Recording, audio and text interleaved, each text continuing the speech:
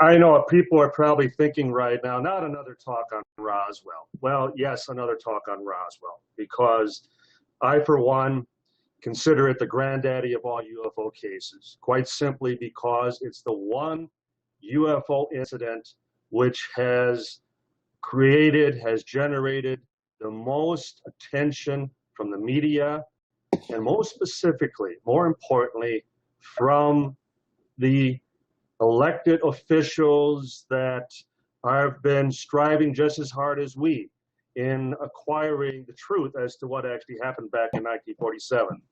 So when I say the granddaddy of all, I'm also suggesting the one case that can present physical evidence, which can present hardware, evidence that we could take into any laboratory and definitively demonstrate and prove once and for all that we're dealing with something extraordinary, something manufactured off the planet.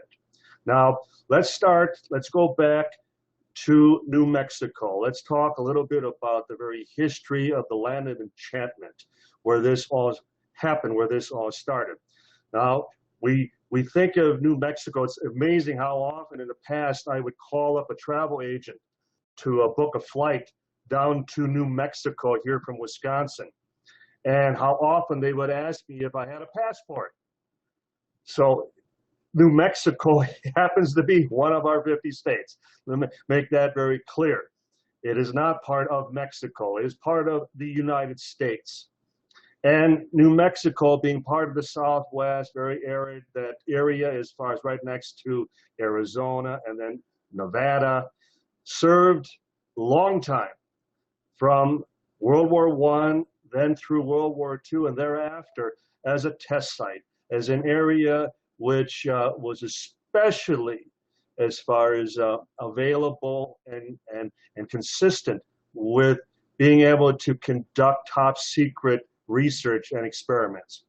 Whenever I'm on college campuses, I often ask even the faculty, where was the first atomic bomb detonated? And it's amazing how often even the teachers will respond, well, obviously Japan, that they believe that Hiroshima and Nagasaki were the very first two atomic bomb detonations. So when you inform them that it was New Mexico, that it happened to be on the White Sands Proving Grounds just north between Alamogordo and Carrizozo, New Mexico, it's presently called Trinity Site. And in July of 1945 is where the very first detonation of an atomic bomb took place, right here in the good old United States.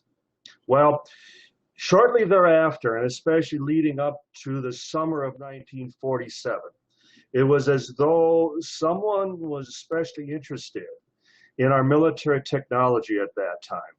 You not only had ongoing atomic research at Los Alamos, you had all the captured V-2 German rockets, which were being launched and tested at the White Sands, Alamogordo Field, as far as in Alamogordo, New Mexico, which will become Holloman Air Force Base. And just to the east, a couple hours, was headquartered the 509 Bomb Group. This was the very bomb squadron which had dropped the two atomic bombs on Japan just 2 years before. Well, they happened to be stationed at Roswell. And according to the Air Force Project Blue Book, there were more UFO sightings through New Mexico at that time than anywhere else in the country. So is it any wonder that it certainly gave the impression that somebody was spying on our military? Someone was demonstrating a keen curiosity in our ongoing military research.